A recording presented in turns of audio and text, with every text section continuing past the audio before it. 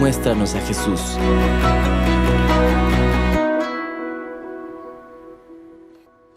Ya estamos en el segundo mes del año. Es febrero, para muchos el mes del amor y la amistad. Todo se escucha muy tierno, pero también les recuerdo que celebramos en este mes a María bajo la advocación de Nuestra Señora de Lourdes. Lourdes es un santuario bellísimo en el sur de Francia que evoca un sinnúmero de acciones milagrosas. Recordamos que los milagros son un don de Dios, es un don maravilloso por el que se ha manifestado, pero siempre la gente busca como referencia la intercesión, y no hay mejor intercesión o mayor intercesión ante Dios que nuestra Madre. Hay incluso algunas jaculatorias que dicen todo a Jesús por María, y hoy recordamos a María bajo esta advocación de Nuestra Señora de Lourdes. Qué gran experiencia la de aquellos que han ido con necesidad en peregrinación, en muletas, en sillas de ruedas, en camillas, y regresan a su casa caminando con su propio pie. Hay en esta gruta de Lourdes algunos espacios especiales donde la gente deja como ofrenda su instrumento ortopédico porque ya no lo necesita más, y lo dejan precisamente porque hay una fundación que se encarga de llevar todos estos instrumentos a hospitales, centros de beneficencia y demás lugares que brindan apoyo a los enfermos. Pues María nos ha dado una gran medicina, una medicina para el pecado, que es la presencia real de Jesucristo. La Eucaristía es el don más grande que Cristo pudo habernos dado, porque es el mismo.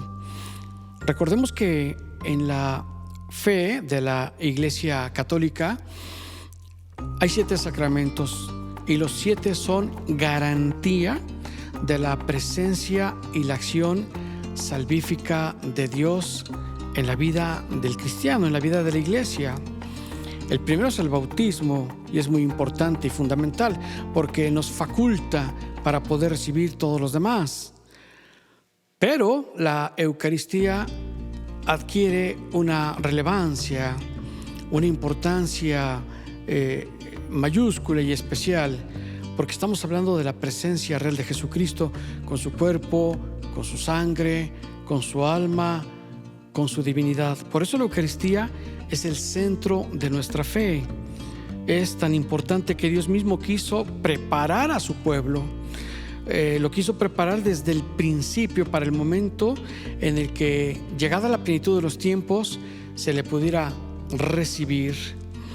Desde el Antiguo Testamento, Dios quiso manifestar a través de formas o de figuras esa realidad en la que Dios iba a adquirir presencia en medio de su pueblo.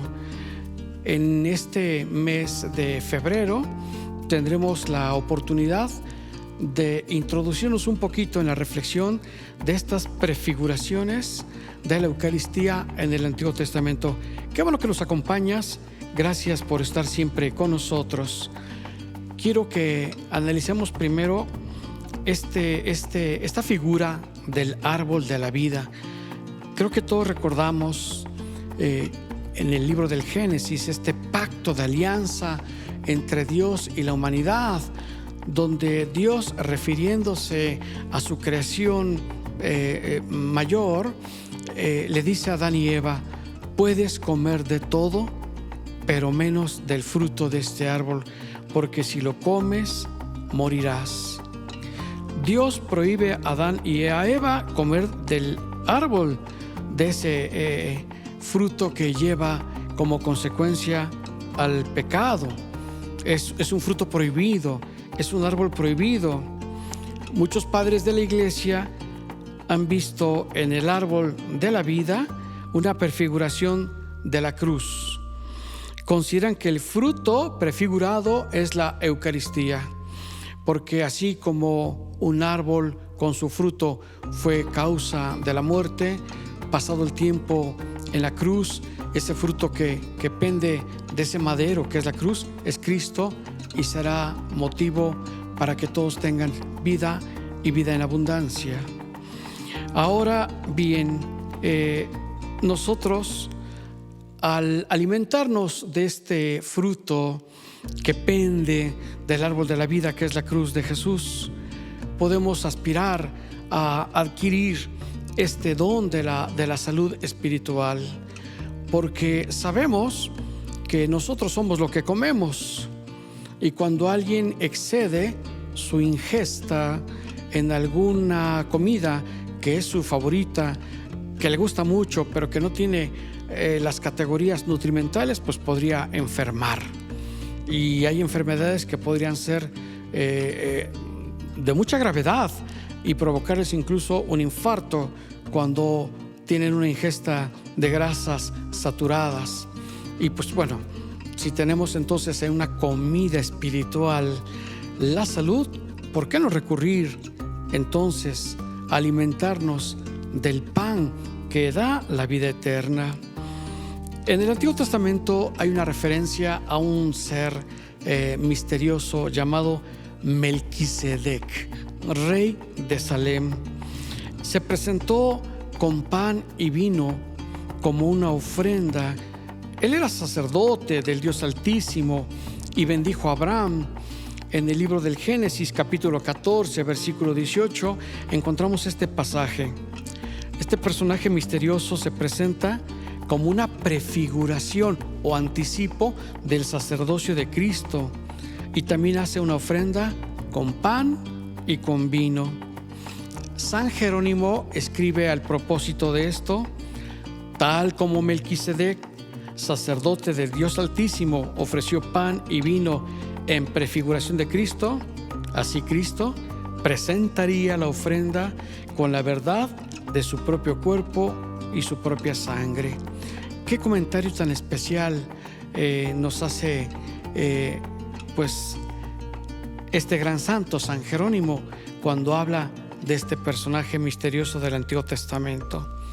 Hemos hasta este momento analizado, o por lo menos abordado, el Génesis, donde está la prefiguración de la salvación de la humanidad en Cristo y de los elementos simbólicos que se utilizarán como ofrenda según Melquisedec.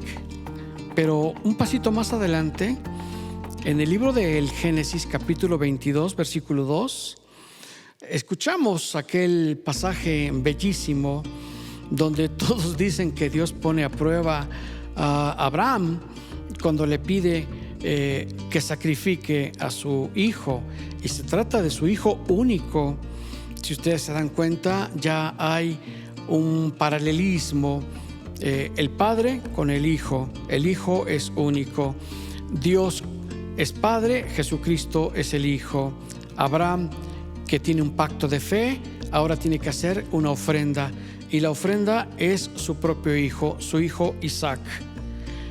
Isaac, pues jovencito, le pregunta a su padre por qué ha preparado un fuego ceremonial, una fogata, por qué lleva ya asegurada el arma propiciatoria, por qué tiene todo listo excepto la ofrenda. En este momento Isaac está extrañado porque falta la ofrenda, y pues la ofrenda para ese sacrificio era él. Jesús entonces adquiere también sentido y relevancia, porque siendo Jesús el Cordero de Dios, como dice Juan en el capítulo 1, versículo 29, Dios prevé un sacrificio por el pecado de la humanidad. Él es también hijo único, pero es hijo de Dios. Es como Isaac, víctima que propicia un pacto de alianza. Pero en el caso del sacrificio que Abraham está dispuesto a hacer en favor de su pacto de alianza, pues no lo hace. Queda hasta ese momento interrumpido. Encuentra un cordero atorado en la maleza y va a sustituir a la primera ofrenda. Se comunica a Dios, se manifiesta a Dios: no levantes la mano contra tu hijo. Pero pasado el tiempo vemos como Jesucristo como ofrenda pues no queda exento del sacrificio, y Él muere como redención para que todos seamos liberados de nuestro pecado. Isaac no murió, Jesucristo sí, para la salvación del mundo. Un poquito más avanzando en esta historia de salvación, recordemos cómo Dios, para liberar a los israelitas de Egipto, pide a Moisés que se dé una ofrenda, y esta ofrenda será un cordero sin defecto, macho. El Éxodo capítulo 12 versículo 5 hace esta referencia: tomarás luego la sangre y untarás las dos jambas y el dintel de la casa. Será esta la señal. Esa noche comerán la carne. Este cordero de la Pascua judía es sin duda una prefiguración también muy clara de Jesús. Como dice San Pablo, nuestro cordero pascual, Cristo, ha sido inmolado en esa primera carta a los Corintios capítulo 5 versículo 7. Nosotros también nos alimentamos de ese cordero en la Eucaristía, pues Cristo mismo dice: mi carne es verdadera comida y mi sangre es verdadera bebida. Juan 6:55. Un poco más adelante, en el libro del Éxodo capítulo 12 versículo 15 y siguientes, nos damos cuenta que en la preparación para la Pascua, en el ambiente de la fe judía, Dios también ordena a su pueblo comer panes ácimos, es decir, sin levadura, para simbolizar la prisa con que tenían que salir de Egipto. No había tiempo para dejar que la masa creciera, que la masa fermentara. Jesús va a hacer una referencia después a sus discípulos diciendo: cuídense de la levadura de los fariseos, que no haya nada que altere su conducta, su mensaje. Pues bien, esto ya está prefigurado desde el Antiguo Testamento. Mateo y Marcos nos hablan con claridad cómo Jesús instituye, es decir, crea, es decir, deja como fundamento, inaugura un tiempo nuevo con una celebración de despedida, una celebración de amigos, una celebración que después nosotros por tradición cristiana llamamos la última cena. En esta última cena, en este encuentro de Jesús con sus amigos, queda de manifiesto un pacto de alianza.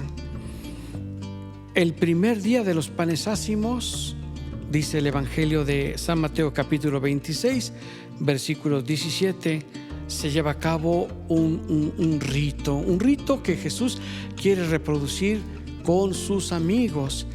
Toma el pan, lo parte, lo comparte, diciéndoles: tomen y coman todos de él, porque esto es mi cuerpo.